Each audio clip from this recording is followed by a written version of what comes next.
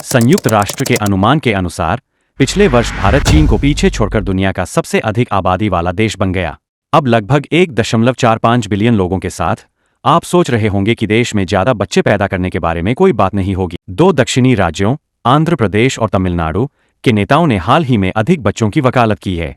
Now, over the last 2 days, chief ministers from southern Indian states of Andhra Pradesh and Tamil Nadu have emphasized the need to increase the population. Andhra Pradesh कम प्रजनन दर और बढ़ती उम्र की आबादी का हवाला देते हुए प्रोत्साहन देने पर विचार कर रहा है।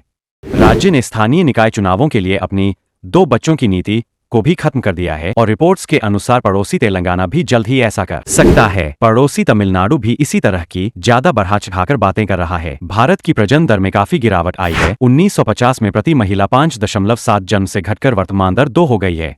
भारत के जनसांख्यिकीय परिवर्तन में 5 दक्षिणी भारतीय राज्य सबसे आगे है, जिन्होंने प्रतिस्थापन स्तर की प्रजनन क्षमता को दूसरों से काफी आगे हासिल कर लिया है। केरल ने 1988 में, तमिलनाडु ने 1993 में और बाकी राज्यों ने 2000 के दशक के मध्य तक यह उपलब्धि हासिल कर ली थी। आज 5 दक्षिणी राज्यों में कुल प्रजनन दर 1.6 से कम है। कर्नाटक में 1.6 और तमिलनाडु में 1.4 है। दूसरे शब्दों में, इन राज्यों में प्रजनन दर कई यूरोपीय देशों के बराबर या उन दक्षिणी राज्य एक अन्य प्रमुख चिंता से भी जूझ रहे हैं, क्योंकि भारत 2026 में चुनावी सीटों के अपने पहले परिसीमन की तैयारी कर रहा है, जो 1976 के बाद पहली बार होगा। यह अभ्यास जनसंख्या में होने वाले बदलावों को दर्शाने के लिए चुनावी सीमाओं को फिर से परिभाषित करेगा, जिससे आर्थिक रूप से समृद्ध दक्षिणी राज्यों के लिए संसदीय सीटें कम होने की संभावना है। चूंकि संघीय राजस्व राज्य की आबादी के आधार पर आवंटित किया जाता है, इसलिए कई लोगों को डर है कि इससे उनके वित्तीय संघर्ष बढ़ सकते हैं और नीति निर्माण की स्वतंत्रता सीमित हो सकती है।